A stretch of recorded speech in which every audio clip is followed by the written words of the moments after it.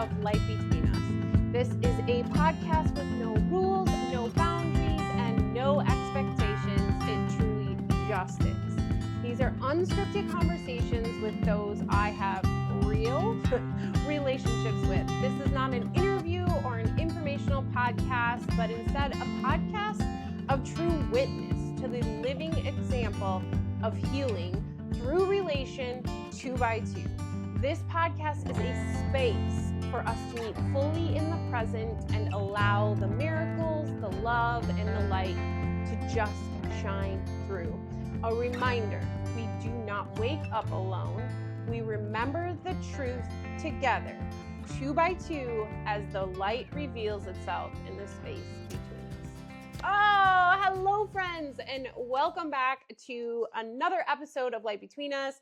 Episode 9, this is Ewelina's take 3. She is back on the pod again today for another deep dive conversation where we just literally follow where spirit leads us. We cover so much in today's conversation. We, of course, find our way to money as always, but we really talk about just what is on the heart, what is coming up in the moment. Ewelina just moved, and so how we integrate that into Fresh Eyes and an exercise we're doing in Lighthouse that we now call Fresh Eyes. One time we called it the I Know Mind exercise, but how we can begin to remember the miracles and everything. And so, yeah, I don't know. I'm just trying to we literally just got off, so I'm trying to reflect back, but man, it is so hard when you're just present in the moment to truly remember. But the essence of it is that it was filled with love and light, and we laugh and we get kind of serious, as serious as Ewelina and I can in moments, but really we just allow ourselves to be guided where the conversation goes, and we find ourselves ending talking about a steamer, and it's like we move above the battlefield and back into the battlefield discussing using a steamer and steaming all things. Don't steam people, Ewelina did share with me, because it will cause burns.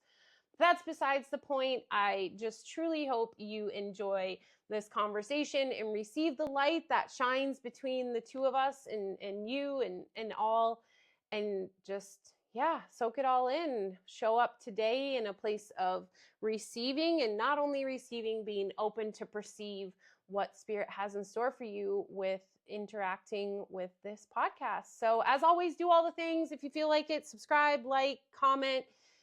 But I am so grateful that you listened to the nudge to get you here, and I cannot wait for you to experience the miracles that are awaiting you here. So much love. Bye-bye. How are you today? How are you feeling? I'm good. Yeah. I definitely feel lighter this week. I feel like when did I move here? It's been almost 2 weeks. Week? No, yeah. Really? Mm-hmm. It's been almost 2 weeks because we it's 2 weeks today. So, for context for people listening, I'm in a new apartment, hence a different background behind me. I do have my office set up, but I didn't want to go in there because the acoustics are so bad. There's no rug or anything, so there's a little bit of an echo. So I'm like, maybe in the kitchen, because there's more stuff in here. But yeah, so Lewis and I moved 2 weeks ago today, and last week was so heavy. A former version of me would want to say it was the eclipse and the Lunar New Year and the fire horse, whatever, complete, and read my astrology and the pattern app and all that. But it on a whole, on a more detailed level, there were a lot of things. One, moving, which was generally a very calm process, but there were definitely bits and pieces of me that wanted to just cause chaos and stir the pot. And Lewis, my partner, was just like, babe, everything's fine. Everything was so smooth. In moments where I was like, oh my gosh, that was so stressful, he's like, wow, that was so smooth. I'm like, okay. And when I zoom out and I look back, I'm like, everything was actually fine. I couldn't sleep at all, the craziest insomnia the first few days. So that felt just very irritating, all that stuff. When you try to project that out on like the bed and the this and the that. And now the heat. mattress, yeah, there were a lot of projections in that. We got a new mattress and it was super soft, and I'm definitely more on the firmer side. This felt like a squishy, fluffy, I'm like, I can't do this. So I'm like, I can't sleep, blah, blah. This week I've been sleeping great, and I will say this mattress is even growing on us. On the fluff? You've been sleeping good on the fluff? I've been sleeping much better on the fluff. Yeah. So, looking back, I can see where there were so many tangible things that just I was using. Maybe we could, I mean, literally, I guess I could say I was using as excuses. But all the while, I think it was just this discomfort wanting to come out that we had talked about it in Lighthouse, but I kept wanting to bring down and shove down. And when we did finally connect on Lighthouse last Tuesday, I allowed myself to just like cry because I was like, oh my gosh, like, I felt like I had all this emotion. And then interestingly, come later in the week on our next call on Friday, there was more emotion that came up, a lot from the discussions that we were having, you know, about Lighthouse and what that looks like and all of that, and like more stories unearthed. So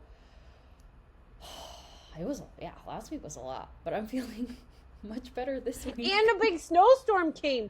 So it was like in unison with you cry. It was like your tears, right? Like all your tears. You cried so much, and then it crapped a bunch of snow all around you. Yeah. And with that snowstorm, at first I was like, what the heck? Like, I'm so over this winter. And it was just, I had such a my perspective was definitely pessimistic. But it was actually a very cozy snow day. And yeah, you posted like pictures. Yeah. Like super cozy. It was, I think it felt well, again, this is interesting. Maybe this could be like a tangent, but like it felt different because we're in this new space. So this like different context made it feel like new, like, oh my gosh, our first snowstorm in the new apartment. Even though it's going to be March like tomorrow and everyone's ready for spring. But I was able to find some appreciation and joy for it with this new space. So I don't know, again, it's like maybe an excuse or something, but maybe what I needed to just appreciate the snow day. And Lewis was home from work, and again, we did shovel for 4 hours, which was exhausting, but I don't know, it was fine. Well, like what comes to my mind in regards to like what you're sharing of experiencing it differently and stuff is literally like what we're doing in Lighthouse, the Fresh Eyes experiment is, you know, doing something different. So anyone listening in, we used to call this the I know mind, right? The I know, I think we call it like the I know mind activity or whatever. So essentially something you do that is literally become like habit or routine that you do it a certain way. And a lot of personal development would maybe talk about like brushing your teeth, right? Brush your teeth with your other hand that you don't usually. And, you know, there's science behind it, but also it helps you to kind of reset and like become in the present moment. Cause that's, you know, when you're brushing your teeth, like it is so automatic. But so the Fresh Eyes experiment or Fresh Eyes exercise was to choose something we have found ourselves habitually doing and do different and see what happens. And remember when Julie came on, she's like, well, can't really be because of this, but I've had so much newness and connection, and like immediately we wanted to diminish, but she had chose to walk a different way every day. So she had to be like super present of like, oh, if I want to get lunch, then I'll go this way, you know, whichever way. And so what comes to mind with your situation, because it's funny because you were so resistant to it, like you never ended up choosing it because you're like, my whole life's on Fresh Eyes right now, you know, a mess. Everything is, you know, not in routine. But like you're witnessing that, it was different. And so you were able to witness things with fresh eyes, right? Like that snowstorm. If you would have had that same snowstorm in your old apartment, same old way. You wouldn't have participated in the fresh eyes experiment. You would have thought like, oh my gosh, is spring coming yet? This is such a headache. This is awful. But that it's the same exact snowstorm.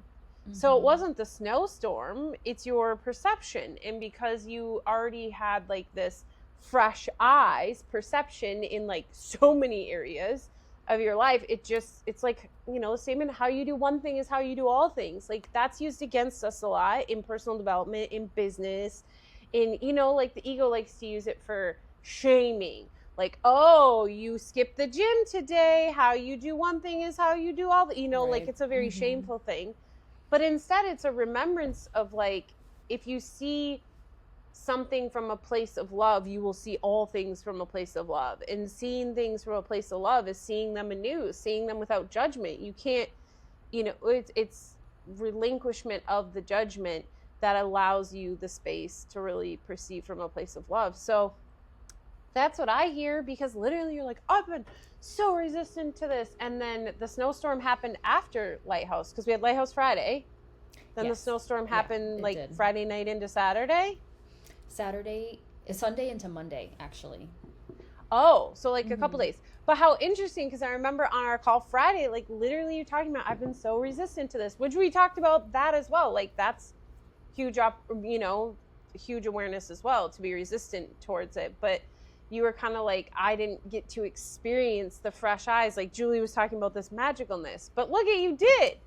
Yeah, it is funny. I was putting so much pressure on myself too to choose something, because I wanted to partake in it and like be open to seeing what happened. And like I would be going on my walks here and I'd be thinking about it, like, what can I choose? And what can I choose? And nothing was coming to me. I'm like, everything feels different. And maybe it was because I was, I guess, already judging myself and being hard on myself in that way. Like, I can't come up with anything, whatever. Nothing did ultimately come through. And interestingly, it left me kind of more frustrated.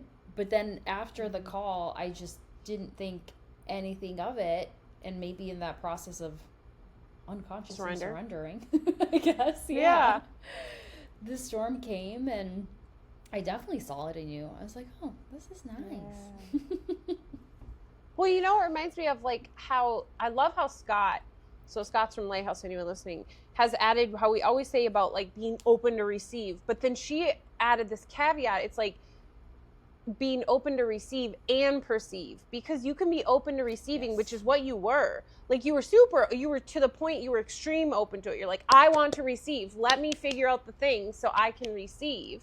But the problem was you already were receiving. You just were perceiving it in a way of control, which is that of the ego. So you can't perceive a miracle from the ego's eyes. You can only perceive a miracle from spirit's eyes, from love.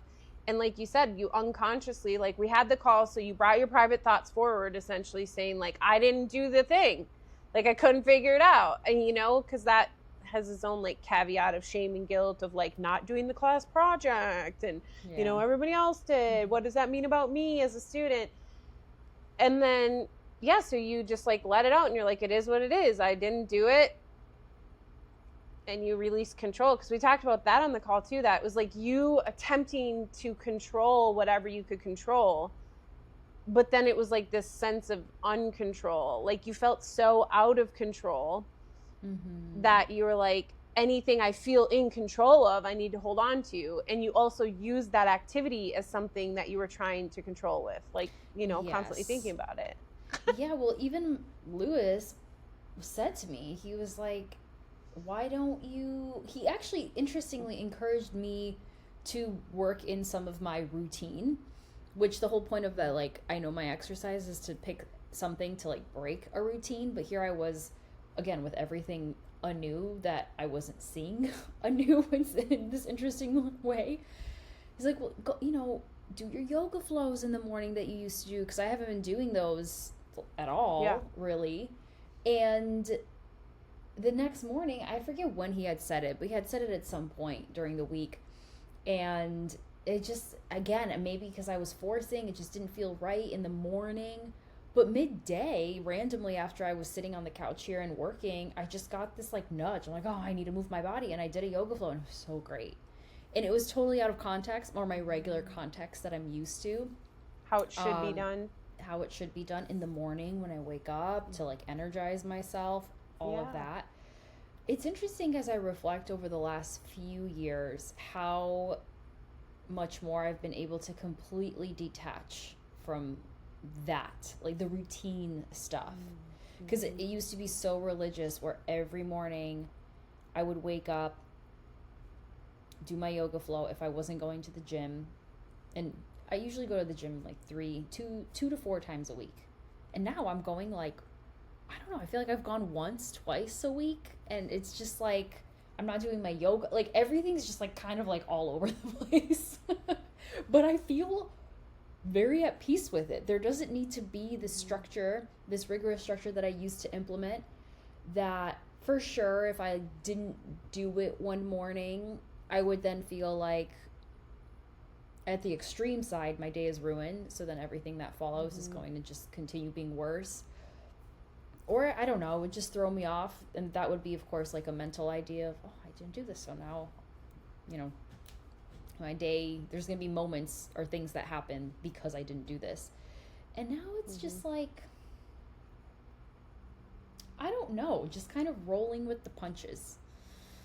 And interestingly, actually, the Soul of Money book that we've been talking about in Lighthouse, I feel like prior to this week, I've picked it up here and there, but I just haven't been able to sit down and dive into it because I'm like, oh my God, when like there hasn't been a moment, again, maybe not enough time that I found, which I know is not true, but what I used to do that actually was really beautiful when I would do my extensive morning routine is I would do like my yoga flow, I would either journal or meditate, and then I would read, and it would be like this long hour to 1.5 thing, and I actually started reading in the morning again. Because, like, I don't know, I feel that my mind is just fresh again. And that has been the only moment, or at least so far this week, as I've been observing, that I've been able to read. And, again, it's just like 20 minutes in the morning, and I'm present. But that's it. And, you know, I haven't done it every morning. It's when I can. But it's been feeling good. So I'm finding myself actually going back to that before, but it feels so much more, like, freer. Like, I'm not as attached to it. And I'm finding joy from it. I'm like, oh, I got 20 minutes in. Like, this is great. Instead of, like, I have to do this. Otherwise, I'm not going to have a good day. Well, I think that's the key. Because we talked about that on Friday, too. Is, like, there's this line. And, the ego will always use anything it can. So it's like when we do the I Know Mind exercise or the fresh eyes. Like, yes, the purpose is to break into the routine. But then the ego wants us to take that to the extreme of like, all routines are bad, right? So then you need to abolish all routines. But the truth is you could literally make a routine out of having no routines, right? Because it's like same, but different.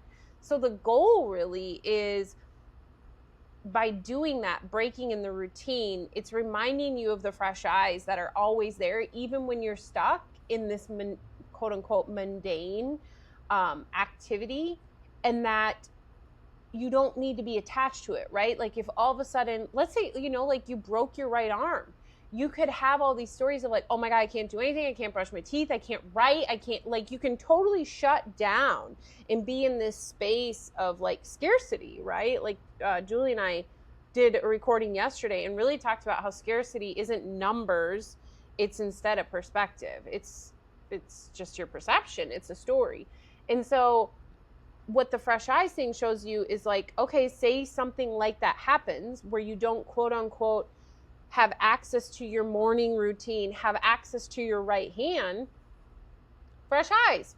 Like it's almost like ingenuitive, right? Like it's no coincidence that it was Einstein who, Einstein, right? Who's very ingenuitive, you know what I mean? Yes. Whatever that word is. That where you create and you're like, is it ingenuitive? We're going to go with it.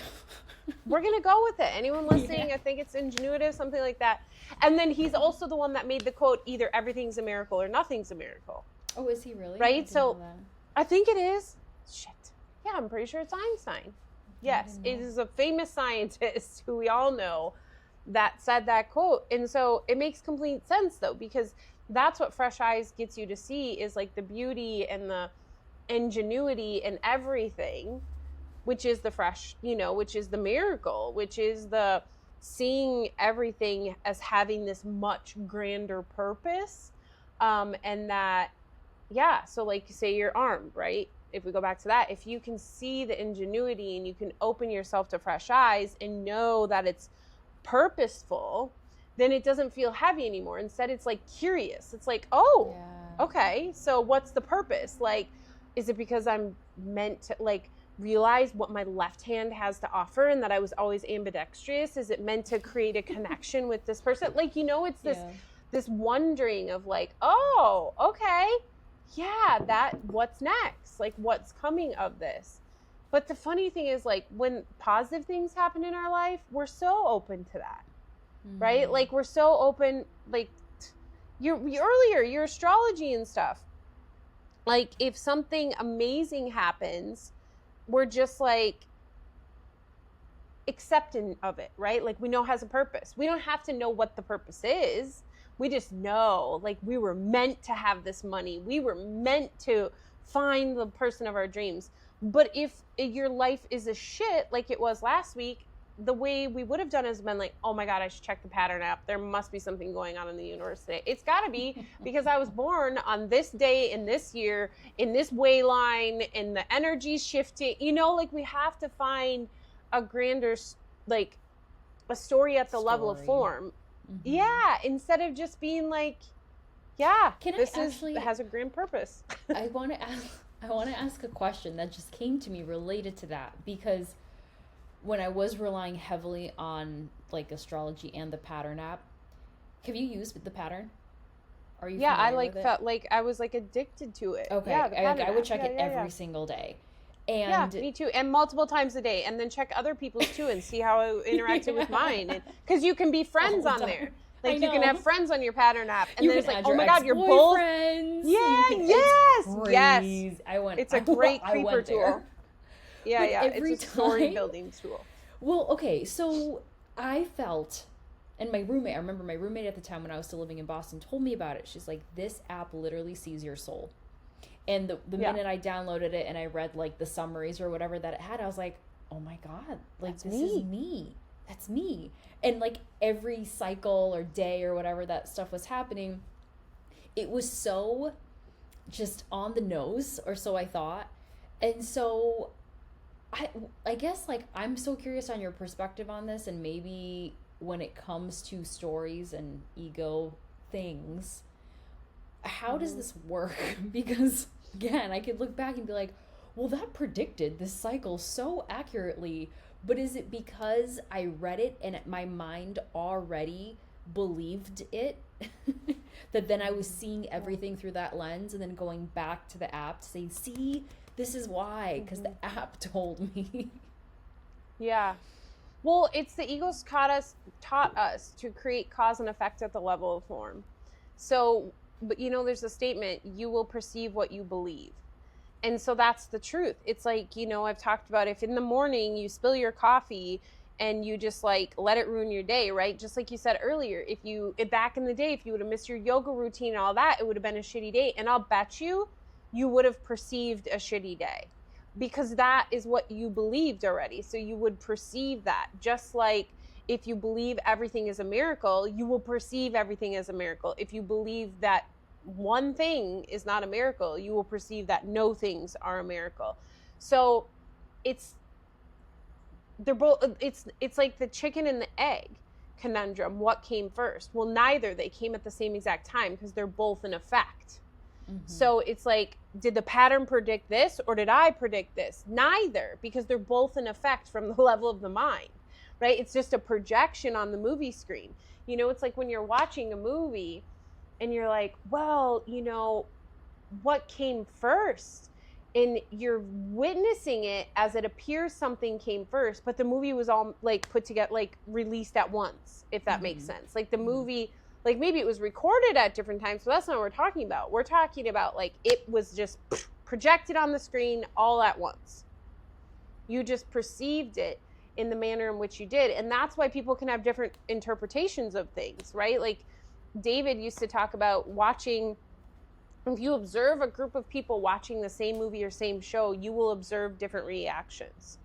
So one person might be crying, another person might be laughing, another person, you know, is just sitting stoic, another person is angry, because they are perceiving what they believe. And the only thing that we believe is our stories. That makes sense? Yes. So like the story of the pattern app, like the belief was that the pattern app held all the answers. And so you perceived that the pattern app held all the answers. Like today, if all of a sudden you decide like, screw all this, I truly believe in the pattern app. Like, yes, yesterday you thought the pattern app didn't have all the answers, but today you could believe it does and it's going to, right? That's why like human design, well, no, this story. So there's the story of this guy, and I can't remember who shares it, but essentially he took the SATs, and in school he was just kind of like mediocre, C/D student, didn't give it much effort. His mom like told him, you know, you're not gonna do very good. He had all the stories, right, that he wasn't very good at anything, and he took the SATs, and then he gets them back, and he got like a score of 1,400, and all of a sudden he's like, holy shit, I am high? Smart. And so I forget. Is that high? Is that high? Is that a high number? Yeah, Okay. yeah. Supposedly. I don't know the exact. I think maybe 1,600 might be perfect. Okay. But that, I don't know for sure. That just rings familiar. But so anyway, he then starts studying harder and starts hanging out with other people that are more like intellectual and focused on their schooling, because he saw a perception he had of himself was not true, right? He received a new story. Well, then, like, he started his own business and all this stuff and was making millions of dollars, let's say. I'm sure I've fabricated the story to some extent. Whatever, it's much better the way I tell it. But then every so many years, like every 7 years or something like that, SATs does like a audit, a look back on their tests, make sure if there's any inconsistencies or whatever. And he gets a letter in the mail saying, oh, we fucked up. Your score was actually 700. And so this entire time, he received a new story, which like we're being told is actually a story, because he actually did really shitty on the SATs. And it completely changed the trajectory of his life because he believed the story. So then his actions ultimate placebo appeared. Yeah. But that's what the whole dream is a placebo. Placebo. Right? It's just a bunch of magical placebo moments that can be used by ego and fear to root you further in this placebo experiment. I mean, I don't think it's necessarily an experiment, but placebo dream, whatever you want to call it. Or you can allow the placebos to be used to give you permission to release the stories that you are perceiving and believing that are standing in your way from witnessing everything as the miracle it is. And remembering truth. Like you and I, like our conversation in Bali, like literally everything here is being used, can be used by spirit to help us remember the child of God that we are. Literally everything. Yeah. And everything will tell you that if you just truly perceive it and receive it for what it truly is. So I don't know. I feel like we went off on a tangent. Yeah, well, I'm totally following, and it's like bringing up the classic example for me, like when it comes to health stuff. I forget what it was such a sweet movie. It was about this Asian family and the grandmother who has breast cancer, and the whole entire family finds out, but they refuse to tell her. So they're like, you know, there's like, gosh, this was years ago. I'd have to dig it up because it was such a good movie, but it was really sweet because they were on this journey, you know, trying to make her life be so fulfilling, if the last of what they perceived it was going to be. And I forget if the doctor had given them a diagnosis, like she only has a year left or something. And so they were trying to, again, just like make the most of it. This grandmother had no idea, so she was just going about living her life. And I'm pretty sure that after the year mark or whatever, like, she was still fine. And because she didn't know again. So, I mean, so many takeaways from that. But, it makes someone think, like, if she did know, which, again, the family was protecting her from, because they assumed that if she knew, then she would spiral like them. And I actually, as I'm thinking, I actually wonder if the grandmother might have in fact known about it but didn't disclose it at the end. I have to rewatch it now that, like, again, we have this awareness of the placebo and all that. But it was such a sweet storyline. But yeah, it just got me thinking about that stuff, or how, again, like, people may not know that they have an illness, but the minute they find out, like, fear sets in and they're like, oh my gosh, panic. And then of course there's people who, like, see that as an opportunity to overcome those fears and then miraculously heal. So yeah, the health stuff. But it doesn't always happen that, like, the miraculous healing piece. Like, that's the thing. That's where the ego has us confused, to believe that our beliefs impact the form. So that's not what I'm saying. I'm not saying your beliefs create the form a certain way, meaning, like, I believe I'm sick, I'm going to be sick, and if I don't believe it, I'm not going to be sick. No, it's I'll perceive it, right? Because it's like I think it's Shogrum or so, whatever. I'm like, anybody who is, like, all about quoting and stuff, sorry, I'll piss you off a lot listening to me, because I'm awful with remembering names and, like, quotes. So it's like Shogrum's cat, or whatever his name is. He's also, like, a scientist guy.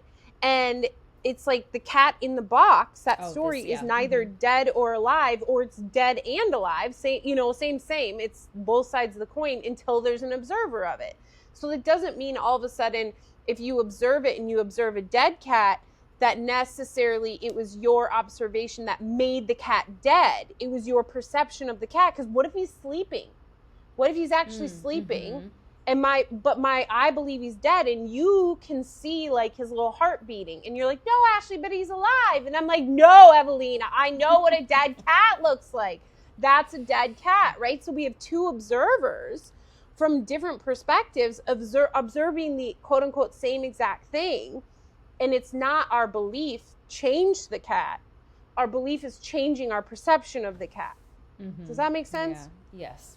So when the miraculous healing happens, the healing was always going to happen. It's how you perceive it, right? Like, it's like what your perception of it is. And if we think of the story of Jesus, and, you know, I always reference The Chosen, because anybody who's venturing into, even if just belief in the universe, I think The Chosen is a really great example of living, like, you know, living like a saint, you know, like living from this space of just love. But anyway, we see that literally people witness him turning the blind to be able to see, and people rejoicing, and that he is the Messiah. And then over here we have people being like, this is witchcraft.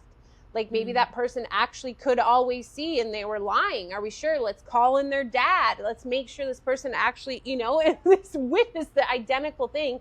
Actually, the people that, like, denied it or didn't believe it had a much closer vision of it. Like, they were standing right there when it happened. So it's not about we can heal because that's how the ego uses the shame, right? Like, if all of a sudden you get cancer today, and there's been plenty of people who have been on this road to enlightenment, and they get sick, and people will say, but you've been practicing A Course in Miracles, or you're super devoted to God. Like, how could you get sick? Because you claim it's the mind that's sick, not the body. It's like, because it was already meant to be a part of it. And this is an opportunity of forgiveness for me to witness it, not from a place of scarcity and a place of attack and a place of death and dying, but just another process. Like the Peaceful Warrior, Dan Millman, he talks about in Peaceful Warrior that death, the Socrates guy, equates death to like same as like puberty. It's just another transition in what we're witnessing. And so I think that's a key point, though, because we can get so wrapped up in the manifesting. And then, of course, if you're meant to die of cancer and that's like the plan for you, like, you're going to end your life feeling so much shame and guilt because you didn't manifest a better ending, right? Yeah. Because you'll be like, I fucking sucked. I did all this work. I spent tens of thousands of dollars on coaches and listened to 5 million hours of podcasts and all this. And here my body is dying. Talk about like a powerful life remembrance opportunity there for someone to really forgive and release that. Yeah. Mm-hmm. And to just see it as like another transition. It's like, it's like, you know how right now, like, well, if we go into like the pattern app and astrology and stuff, everybody's like, we're a new world, we're reawakening the new age, the Christ light, and you know, all this, like, we believe we're in the celestial speed up. And yeah, maybe we are, but also at the same aspect, we are attempting to control aging of the body at a rate that's astronomical. Oh yeah. Like with Botox, I mean, even if you're not doing Botox, right? Because now there's a shift of like, don't do Botox. Instead, do all these natural remedies, have peels done and all this. Botox is bad. Well, same. You're still attempting to manipulate the body because aging is seen as getting closer to death, right? Further away from youthhood. And so that just is reiterating our belief in life and death, which is reiterating those stories of what the perception of the body is.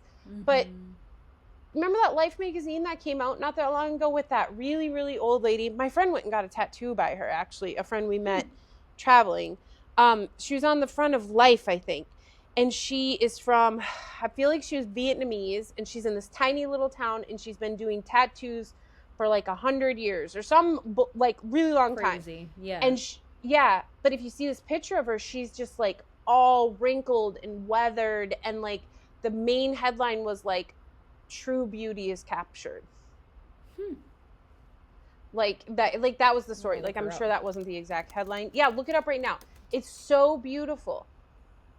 And like people are able to see that, but then when it comes to their quote unquote own body, like we talk about in Lighthouse all the time, like if what's happening to you financially, Ewelina, is happening to, say, Julie, you're going to be much more like, Julie, you're going to get through this. It's fine. Blah, blah, you know, versus like when it's happening to Ewelina, it's like absolutely like, we don't put up with this. Like we should be in a different place. But same for that lady. Like, did you find her? I'm looking right now. Life magazine, Vietnamese woman, nothing came up. Life magazine, old woman. Was it Life magazine? Tattoo. Maybe it's wrong. Yeah, maybe it's the wrong magazine. Maybe Life's not it. I just like said it was Life. Or Time? Oh, maybe Time. I feel like Time. it was one of those. Because I'm getting tattoo magazines. Okay, last look. Oh, here she is. Okay, no, it's Vogue. It was Vogue. Oh, Vogue. See? Even Wow, more. Like, here, I found it. Yeah, because that's all about beauty. Yeah, look at her.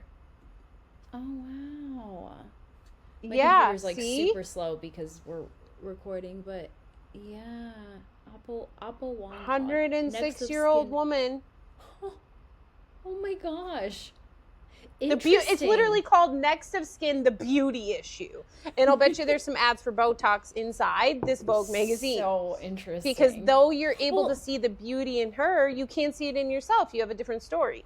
Well, yeah. So what was the premise? What was the premise of putting her on the cover then?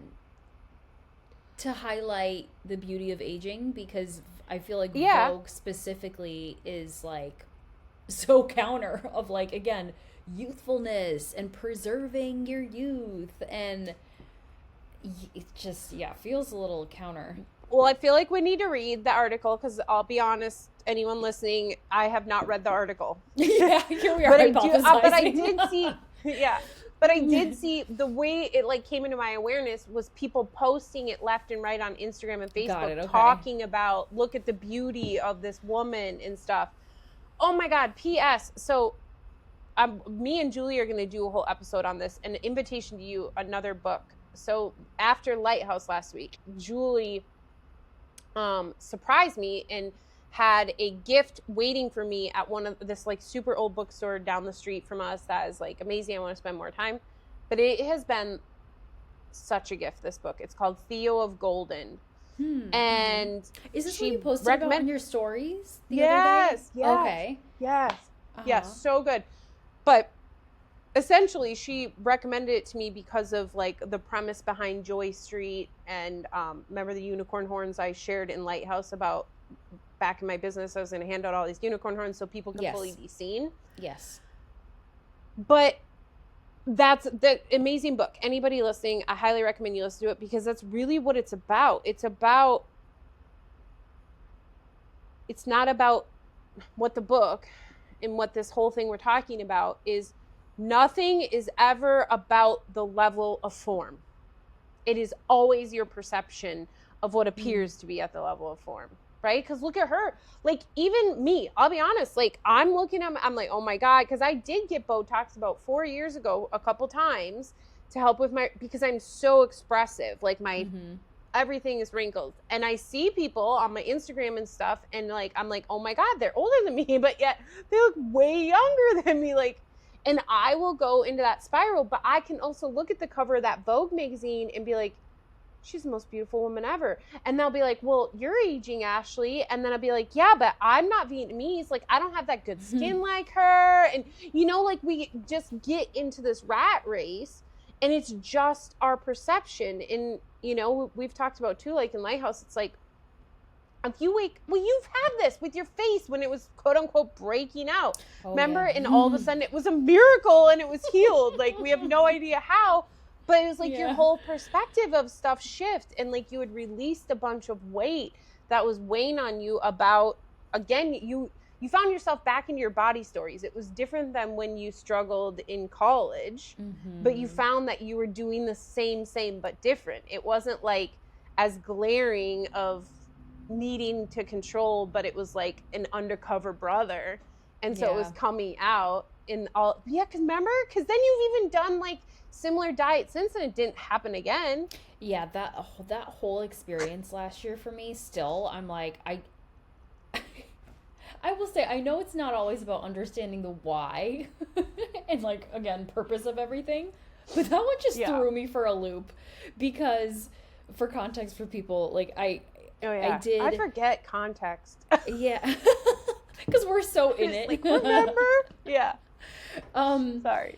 I was doing, so Lewis and I did the carnivore diet for a month because he had done it prior and he was like really nudging me to do it, and I had so much resistance towards it, but I was like, fine, you know, whatever. And there wasn't necessarily,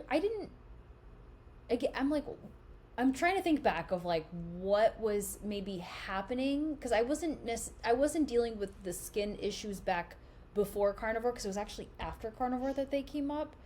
So I don't know if there were any ailments. But I think you were trying to control like your body of some sort. Like the carnivore diet was a purpose. So I don't remember, but I remember it made sense. I don't remember either.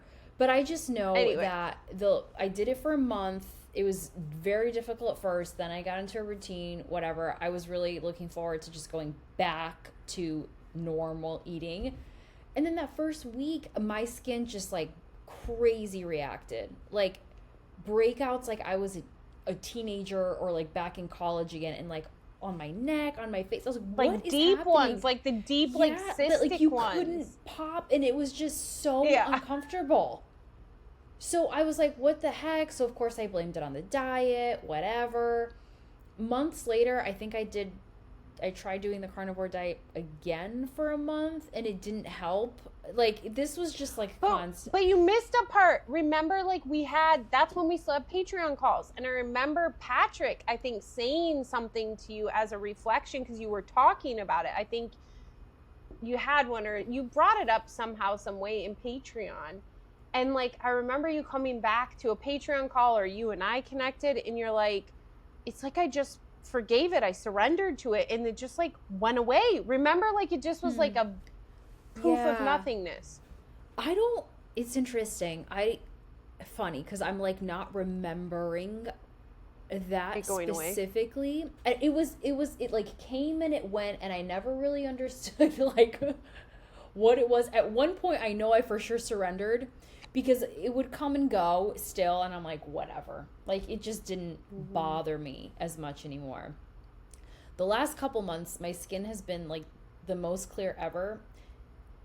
And what I don't know if you remember, but actually, I'm sure you do, when I was telling you, and I think it was in Lighthouse, about how I wanted to order the supplement because my periods have felt so uncomfortable, and I'm like, it's my hormones, I know it. And of course, in my mind, I'm like, this is why I'm breaking out. So and it was super expensive, and you like were scared to even say anything to Lewis about it. Yeah, that one. Okay. Well, well, that was the supplement that I originally wanted to get like last year when I started noticing like the allergic reactions or something on my wrist and skin. I don't know. Yeah.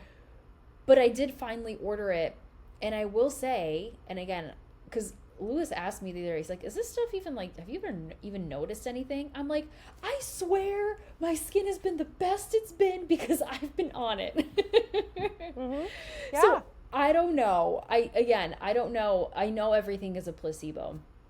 And in my mind, I'm like, is it the supplement? Is it the story that I'm giving the supplement that's making it appear as though I have this like now clear skin? What if it comes back, the next month and it's going to be another layer of a story? But that's kind of where I've been at with that skin journey as of late, the last couple months. I'm like, the supplement's great. Well, and I think that's the piece too, is like when we get into knowing that everything is a fact, it's not about then like metaphysically ghosting yourself and like being like, oh, it's miraculous, because it's like what we talk about all the time about pee your pants moments. Right? Like Spirit's never going to give you pee your pants moments, meaning like something happens and there's nothing that your mind can correlate it to, and it doesn't feel safe yet to understand that it's just part of the process. And so like that's where you're at, and that's okay. But the piece, the like the line, toe the line, walk the line, is if you have put all your chips in this supplements basket, because the ego, like, it's going to stop working one day. It's going to stop working one day. So it's like, oh, okay, so this is the like, to me, I'm more like, oh, this is the placebo working for this right now. And then, we'll see what happens next. Like, whatever. It's just, you can't be, and it goes back to your routine again. It's where you're at with like your routines of like, you just can't be tied to them. And I think that's probably one of the greatest things that came from our travels, was not being tied to the preferences or routines, and realizing that there's beauty everywhere, right? Like even like my Kachava, like even though like I knew that Kachava was a preference and I learned to live without it, not learned, but I unwound from those stories, right? At first, like, remember I blew up like Eddie Munster or what, like, that's what I felt like, my Eddie Murphy body, like, the body he puts on. That's what I felt like. And I thought many of my stories were like, I'm not getting my Kachava, so then I have to eat extra calories. And all of these stories came to the surface. And eventually, like, I still didn't have my Kachava, and we started to look fitter and things like that. And I could correlate that because we started eating this way or going that way. But to me, it's like, I don't know, it's just not putting weight on anything, but also allowing yourself to feel excitement, to feel whatever comes, but without attachment. So like, I remember when Kachava got delivered to Bon Air, for the first, and I was like, oh my gosh, I get to have Kachava. I'm so freaking excited. Yeah. And I remember like contemplating in my head, do I post this on my story? Because that doesn't seem very Course in Miracles-y, Ashley. But it's like, no, it's like, I feel like it in this moment, and I am excited about it. But I also, in the same aspect, know that maybe I won't have it again tomorrow, and it won't be as heavy as the last time I didn't have it, because it'll just be kind of like a come and go. Like even today, like I told Pat, I was like, oh, today would be day 6 on the Peloton in a row. And like things like that, subscription services know this about us, that we get so tied into that story, because I would be getting an award on day 7. I'd be getting a badge 7 days in a row on the Peloton. They've gamified everything now. Yeah, gamified. That's the word. Like everything's been gamified. Yeah. And so this morning I was like, I just want to keep reading. I have my podcast with Ewelina. are you going to go run later today? And I haven't ran with him in a few weeks. And that was a routine before. We'd run on this day, and this day, but I allowed it to just unfold. And today I witnessed the story and the disappointment. I'm not going to get my badge, but it just didn't. I went and showered instead and got ready for our call. And, you know, right now I think I'm going to go run with Pat at 1. But that'll be another hurdle. If I don't feel called to run with him, there could be stories that come up of, oh, you didn't work out today. And, oh, guess what? We have popcorn tonight. So we have extra like, I already know my stories that will come forward. But it's just allowing the flow, right? And realizing that you actually get more energy from the flow than you do from your routine. So even sleeping, I mean, that's like a whole nother layer. And in the book Theo of Golden, it's interesting. He's never tired, but yet he's up the majority of the night. And he explains it as a story of kind of like, you know, Benjamin Button. My grandma was telling me too, like she wakes up at about 2:00 in the morning now and she reads for a couple hours. So like they sleep in like little spurts instead, like babies do. And so, but he's always fully rested. But if you have a story that you need 8 hours of sleep to be rested and you get 5, no matter how rested you could feel, you're not going to feel rested. I mean, because your perception of your story. Yeah, I mean, this just flies in the face of everything. Like coming into, and maybe this is more unique to us because we have, I'll just say like for me, I'm always, you know, the people I follow, the things I listen to talking about health and wellness, biohacking, optimization. And it's funny, I actually, speaking of routines and all that stuff, I did actually end up unfollowing this one woman who was pretty interesting to me at first because she was sharing all this, like, these products and supplements and skincare stuff she was using. And then she shared her morning routine one day, and it was like 2 hours long, Ash, or more. Like of her products and stuff?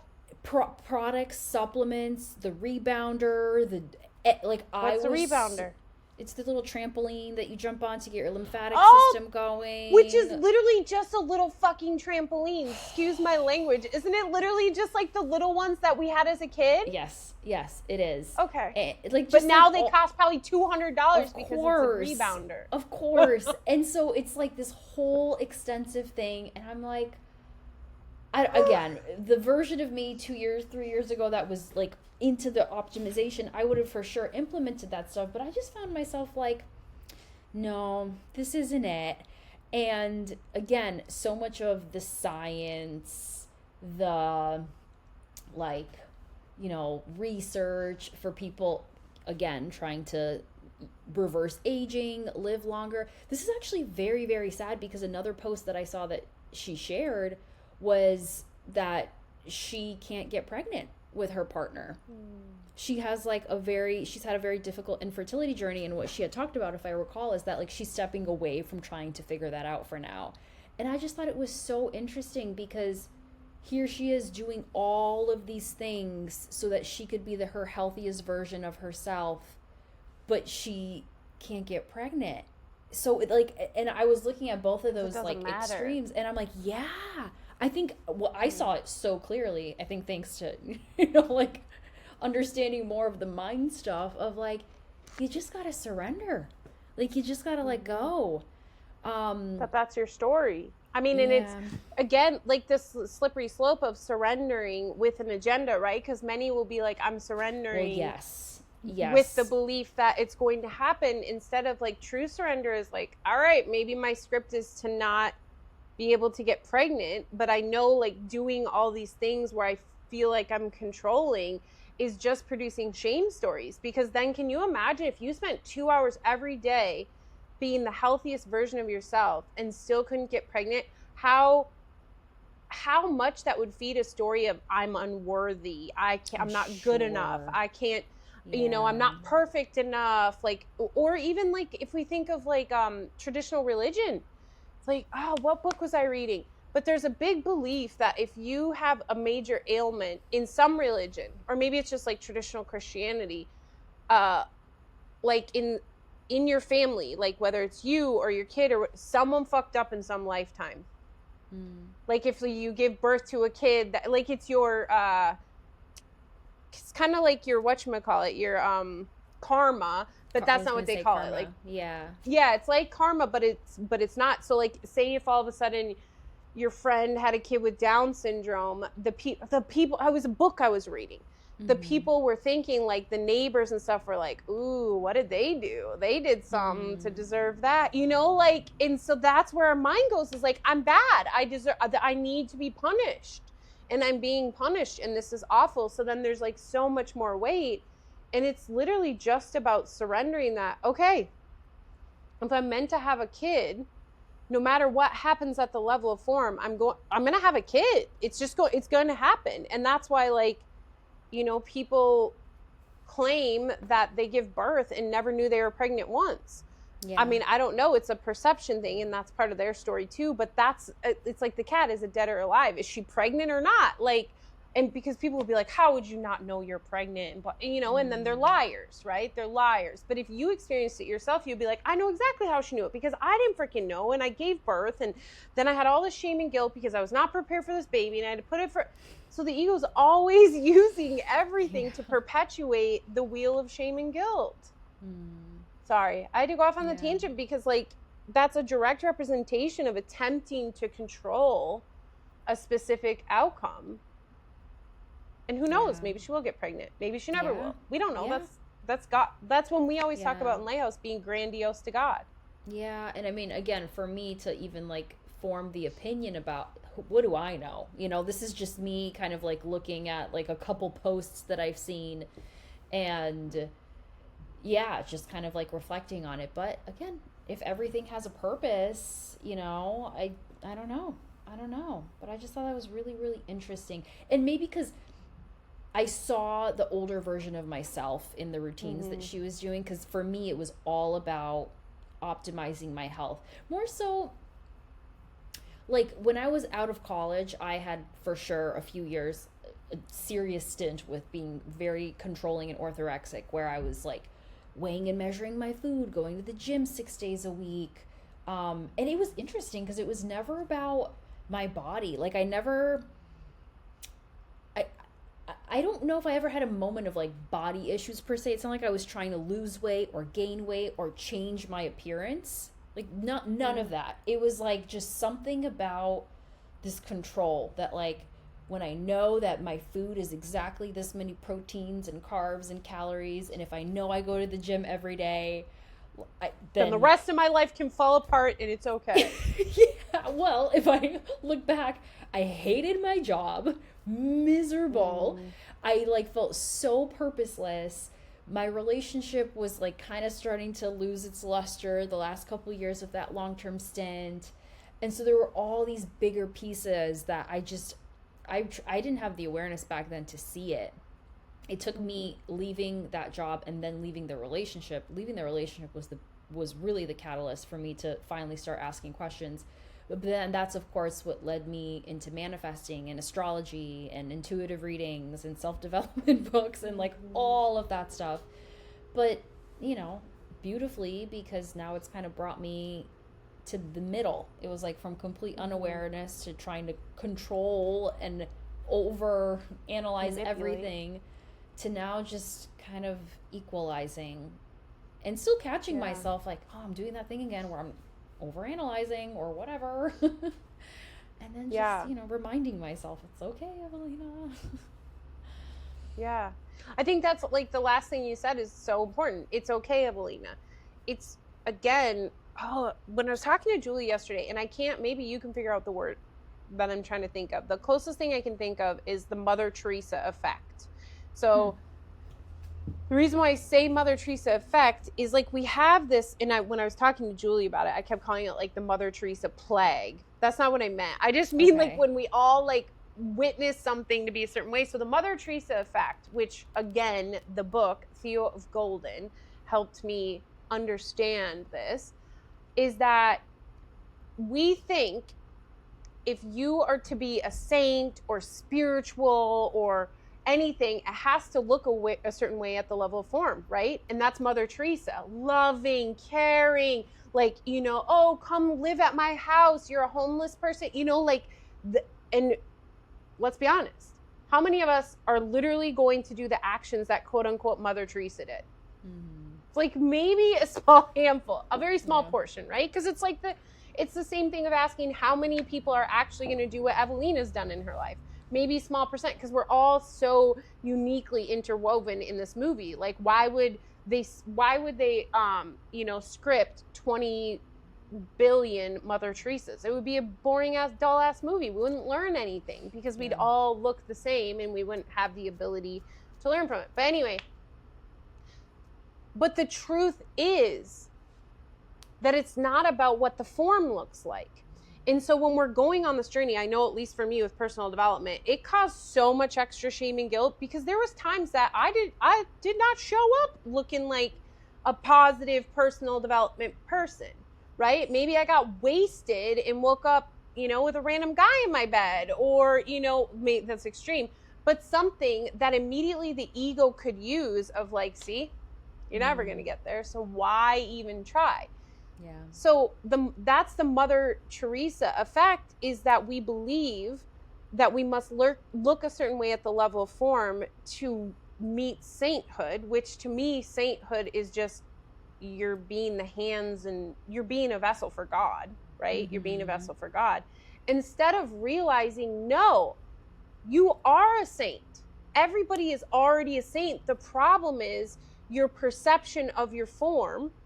You're not forgiving yourself. So like you just said, like you'll catch yourself in overanalyzing and you'll be like, oh my God, you're doing it again. But then you're like, but it's okay. It's okay. Like I'm still loved. I'm still holy. I'm still a saint, right? And go ahead to share what's on your mind. No, I was just going to say, thank you for calling that out, because my predisposition is for sure to always go back to the I'm bad, let me punish myself, that kind of narrative. But it's funny that you bring up Mother Teresa, and on that topic of like people feeling like they need to embody this archetype and persona of That's her. what it's like, embody, archetype. persona. Yeah, those are some of the words I was maybe trying to grasp on.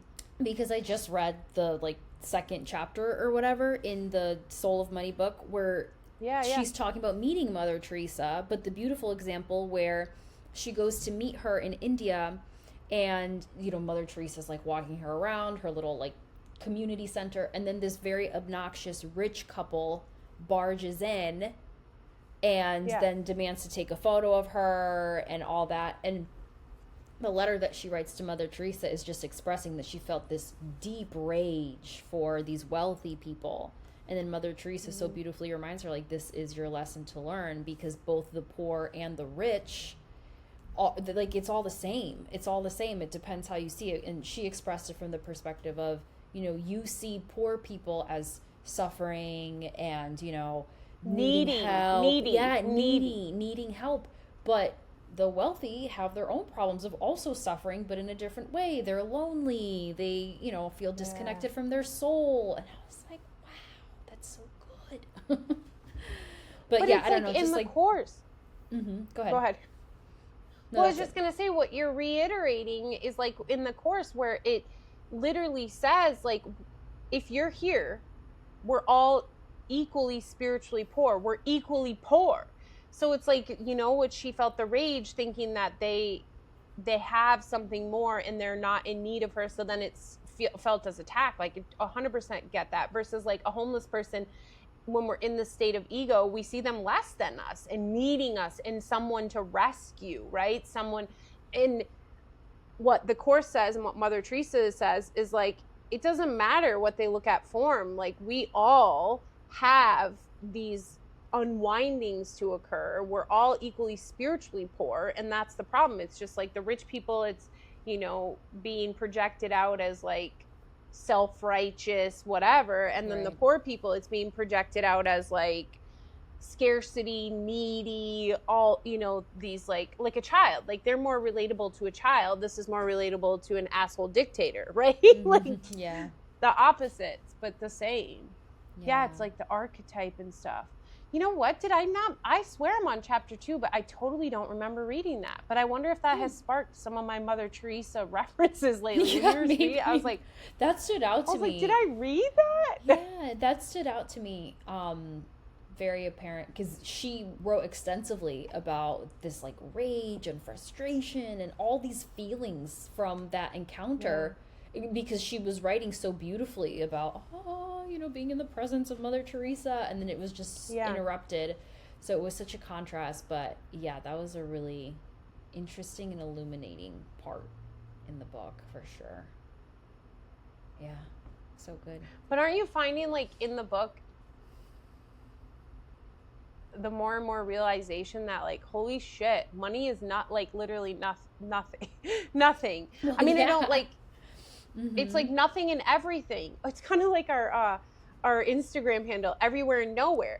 Yeah. Because what we realize is, like, you're never really going anywhere, but you believe you're going everywhere. And with money, it's like, you're never actually losing or gaining anything because it doesn't actually exist. But your stories believe that you're constantly in this cycle of up, down when it comes to money. Like, I don't go check the local water place in town and be like, how are we doing on water, guys?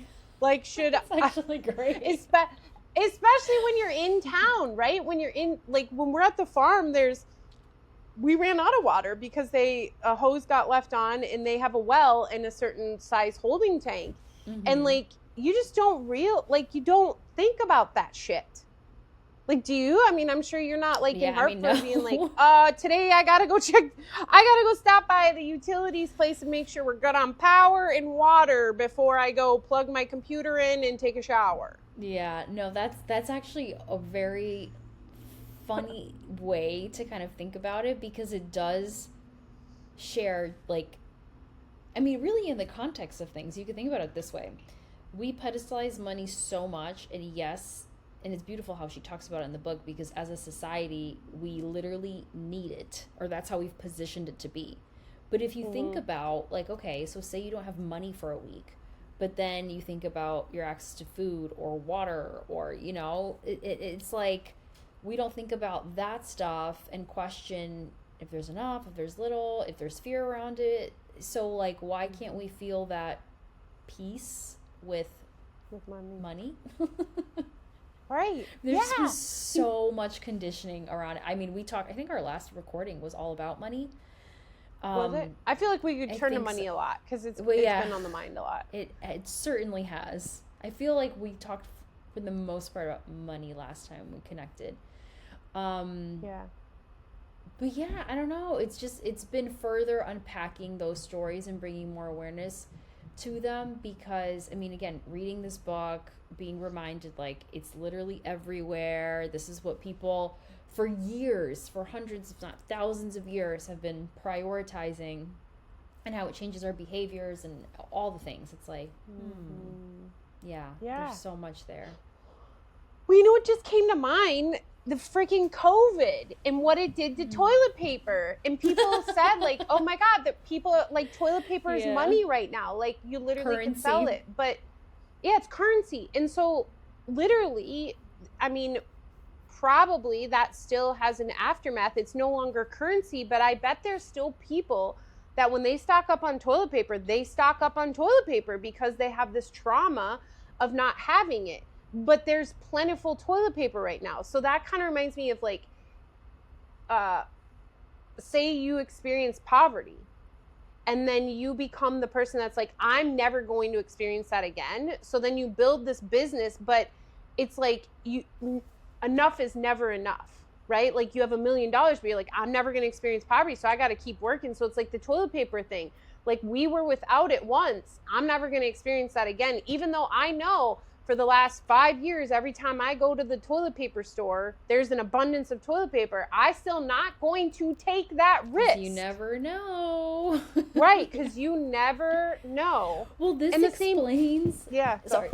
Well, why you collect what? What are you collecting, Ewelina? No, this perfectly explains, like, because I'm thinking of my grandma. Again, I think she's going to be a really interesting mirror for me because she's right downstairs and she's just hilarious. But, she is, like, textbook, like, Polish grandmother definition of, you come over, you cannot leave hungry, God forbid you, like, again, don't have something to eat, how dare she not feed you. And, like, when I asked her and my grandpa about their stories growing up, I mean, they grew up in the worst, most poverty conditions post World War, freaking II in Poland, and then communism. Like, it was so difficult. And when they, like, crazy stories, crazy. Sorry, I don't understand. Oh, Siri. Siri, she thought you were talking to her. Always listening.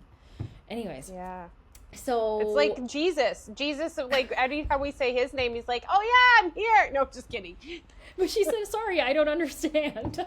Yeah, but Jesus always understands. So that's why you should choose Jesus, not Siri. Not Siri. To be your shepherd.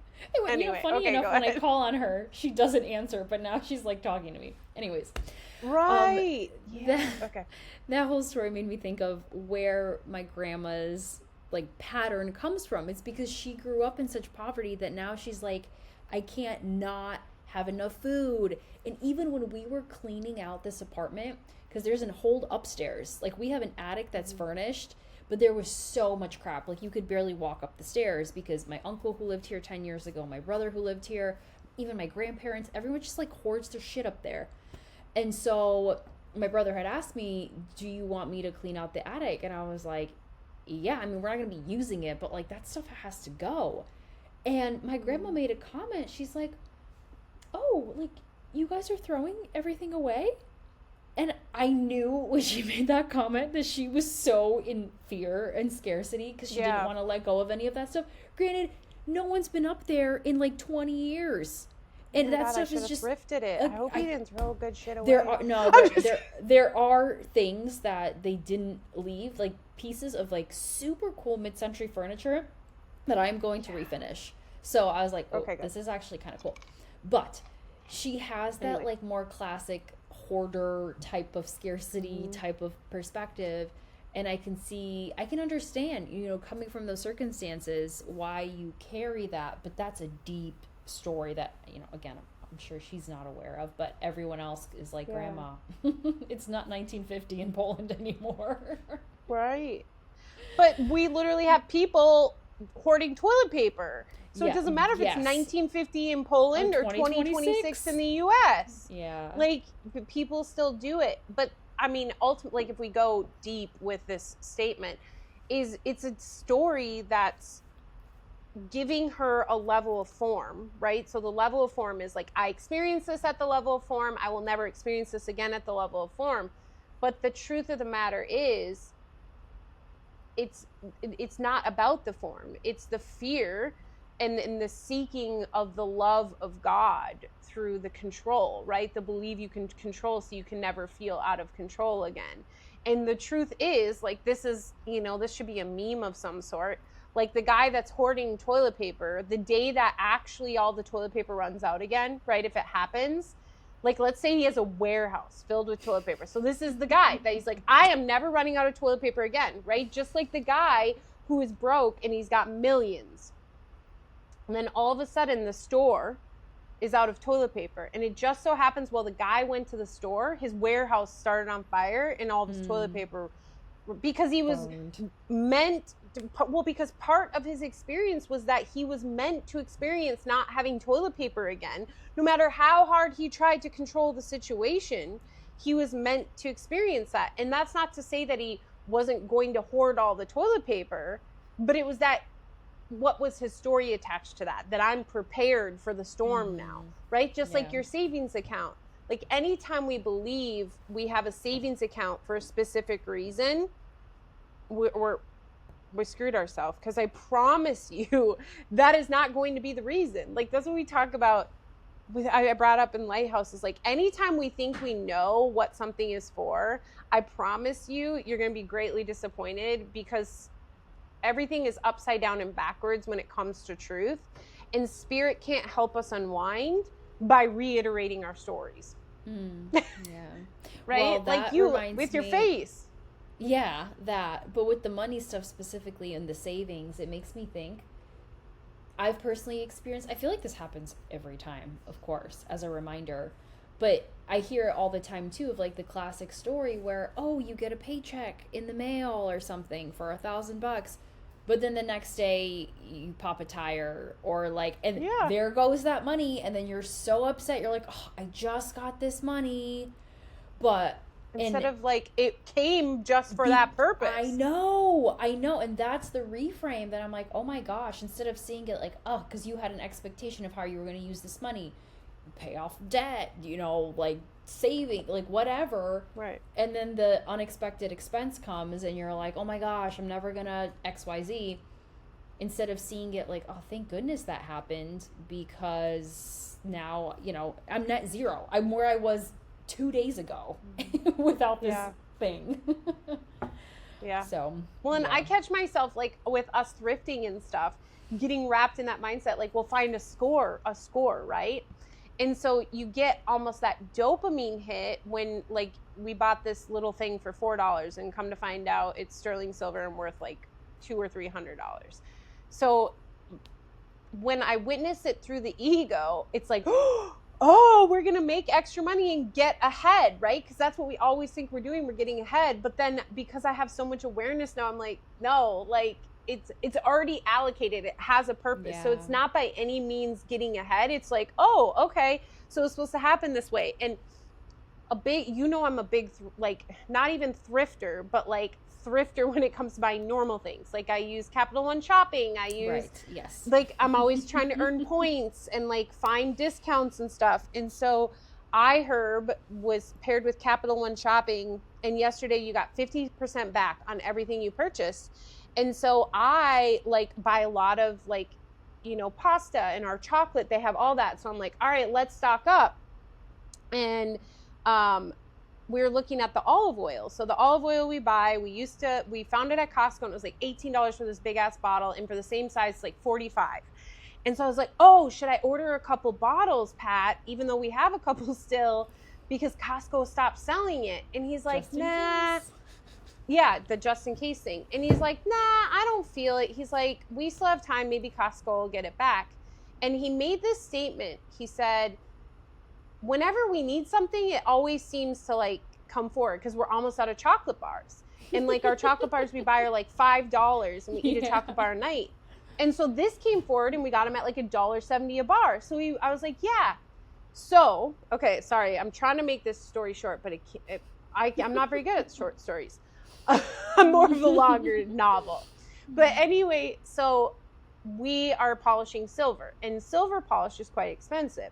So about a month and a half ago, I found out you can buy a 3-pack at Home Depot, and it's like pretty much buy 1.5, get 1.5 free compared to the Amazon prices. But it's always sold out, Ewelina. And I even put notifications on to notify me, and I'll get the email, and within an hour, go to the Home Depot website when it says it's in stock. It's freaking sold out again. And I'm like, people are polishing silver? I know. So I'm like, what in the shit is happening? And so then I just kept forgetting to order a single one off Amazon. That's what I was telling myself. That was the story. And then yesterday we were polishing some silver and I literally like had to scrape the jar of what I had. And then I threw it away and I was like, gonna go to Amazon and just order a single one because I hadn't got a notification that Home Depot was back in stock, right? But not that even is helpful because it's never actually there. It doesn't matter. So randomly I was like, I'm just going to check Home Depot because ultimately their single one is still cheaper than Amazon. Guess what? It was there. The 3-pack was back in stock. So to me, it reiterated what Pat had told me earlier, that anytime we need something, it will be provided in the means that we can meet the means, right? So my chocolate bars, I can't spend $5 looking at my bank account right now on chocolate bars. But instead, the means came forward. So it's like anything that's meant to be a part of your journey, you will always have the means necessary for it to be in your journey. And that doesn't always mean money either, right? Like we were talking about this in Lighthouse, I think, because I think it's brought up in the book about like housing and how we think, when you think of having housing or whatever, we think of someone paying for it, whether it's they purchase a house and they have a mortgage, they purchased it cash, that would be nice. They pay rent, whatever. And we were sitting there on our Hollywood Squares of Lighthouse and like, Ewelina, you're living in your grandparents' basement now and you just have to pay essentially the taxes for the year. So free rent. Then we've got, Second floor. Julie. Yeah. Oh, second floor. Julie's got, she's paying rent for someone else's place. Me and Pat, we're doing house sitting. So it was like showing us that we all in this moment are not meant to experience quote unquote homelessness. But just because that doesn't mean we all were paying for rent out of our pocket. It was provided in all these different means. But it's always provided, right? Like you and Lewis started talking about like paying off debt and stuff. And I remember you started talking about, because you started to feel shame and guilt about Lighthouse. And then within weeks, your brother brought up that he's moving out of your grandma's. And that became a possibility, which then saved you guys a ton of money so that you can do whatever it is. Maybe it was your belief it was to pay off debt that helped you move into your grandparents' house. See what I'm saying? But it doesn't always mean that that needs to be the outcome. And you'll find that out, right? Because wherever the money goes is where it was meant to go. You don't really have control. Right. Because I wonder, that was a very long-winded. Yeah. Well, it brought up an interesting point, because it makes me wonder, like, if we didn't have our debt, if we would have even considered moving in here. Because we'd be like, oh. Probably not. I remember when you grappled with it. Yeah. Yeah, because it wasn't a definitive, like, yeah, we're going to move. It really, we had to sit and think about it, because there were a lot of factors. You know, leaving the location, privacy, like, all, like, things like that. Yeah. But the biggest piece that was like made us feel like, well, this is a no-brainer, is from a financial perspective, this was going to help. So, yes. But if we weren't in the circumstances with our finances, then who knows, maybe we would still be at our old apartment, which again, I don't know yet fully how Spirit is going to be using us here. I mean, Lewis and I already have big assumptions of, well, we're closer to our family. Well, it already is. Yeah. I mean, it happened the second you got there. It's already being used. The second you decided. So, and even before, I mean, because I've shared in Lighthouse. Yeah, before even. The renovations here, there were so many stories that came up for me in forgiveness lessons. Oh my gosh. Yeah. So, yeah, there's a lot. And of course, more to come depending on how this all unfolds. So, yeah. I think in that way, it helps me to just feel like an acceptance and a gratitude for everything as it is. The troubles and like questions and everything around, oh my gosh, like we're racking up debt again or whatever. It's like, well, that propelled us to moving here, which has, I'm sure, so many beautiful things that are going to come and be in store for us, plus who knows what. So just, yeah, seeing everything through purpose and also gratitude. Yes. So, yeah. Purpose and gratitude. Yeah, because I even said to Pat the other night, I was like, because I want a tiny house at the farm so bad, yeah. And like they have parameters around it because they're gonna be the ones buying it. And I was like, oh man, Pat, I wish we had just like $100,000 and we could just be like, hey, we'll buy the tiny house, like you can pay us back or you don't have to. And Pat's like, we wouldn't be here then. I was like, what do you mean? He's like, I'm pretty sure if we had $100,000, we wouldn't be house sitting and we would have never ended up at the farm. And I was like, oh, that's true. Well, I wish tomorrow randomly $100,000 just came in my bank account because I know I would use it for the tiny house now. Yeah. But it's again, it's like, it's the guidance. And we even saw water used. I know we're like way over on time, but when we were in the hurricane and we went to pick up our stuff from that beach house in Florida that we couldn't stay at anymore, we had those big jugs of water because you've visited with me. Yes, Pat and I wouldn't drink the Tampa water. We always got big jugs because there was so much chlorine in it. And so this guy that I feel like he was maybe Polish, he didn't speak. Oh, Pat's shaking his head. No, maybe Armenian or something. But yeah, Armenian. I was right. Anyway, this guy had shown up. Mind you, these places are not, there's no electricity right now. There's no running water because it was out on the island. This guy who spoke not a lick of English and his wife showed up. And what we got kind of out of him was that he was there to visit his son who wasn't there at this townhome. And they came anyway. And we're like, there's no running water. And so he couldn't quite understand it, but they planned to stay. So Pat's like, we have these jugs because we were out of there. We like had to leave and brought him the water, and, you know, Pat got to interact with him, but it's showing like water caused that interaction, the lack of water that he had and the abundance of water we had. And so if we look at even like the money, like the lack of money you and Lewis had, quote unquote, and the abundance of resources, housing your grandparents had, has brought you guys together.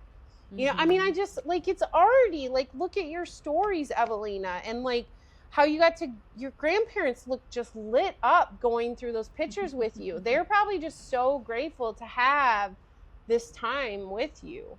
So I feel equally the same. And I think that has kind of brought me back to the deeper purpose of being here, outside of all the other stories that came up. Of course, you know, like wanting to decorate and like all that stuff. But it's like, I don't know. It's just like the reconnection, the piece of being here.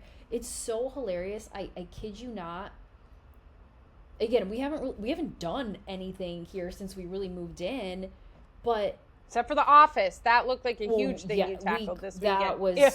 That was so satisfying, I have to say. But there have been so many occasions I've done this, but it's probably more hilarious for me to hear Lewis do it, where he'll just stand, be like, you know, this place is really growing on me.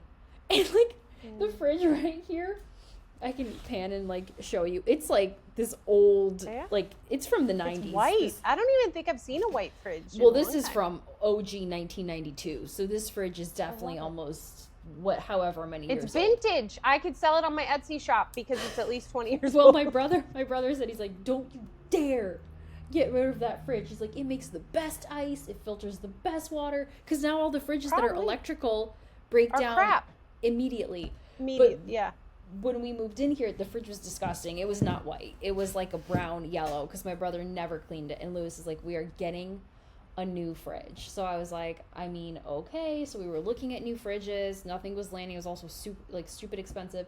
And the other freaking day, he's like getting something out of the fridge. He's like, you know, I really like this fridge. And I was like, there you go. Look at her. Fresh eyes. Fresh eyes on everything here. Because you steamed the shit out of it. I saw when you put that video of steaming it, it was like a brand new place. Satisfying. I'll send you photos of me steaming my air fryer. I did that last weekend too after we cleaned the office. That you was can steam so anything. satisfying. Can you use that thing on clothes too? Yeah. And floors, like it power cleans. Can I steam Patrick? No, I'm just kidding. Well, I did steam myself. And I got a really bad burn, so I don't recommend it. Oh, so that's not okay. No, I don't recommend it. But yeah, I do recommend it for cleaning purposes and steaming your clothes. So anyways. Well, we've fully digressed from above the battlefield to back in. Now we're talking about steamers. Steaming, yeah. Maybe we end here. Yeah, that's what I was thinking. Yeah, thank you so much again for coming on. I don't even really know. We talked about everything and anything. And I think we covered every topic on this one, guys. Yeah, so I hope you enjoyed and share. And Ewelina will be back again, I'm sure. So thank you for tuning in, and so much love, everyone.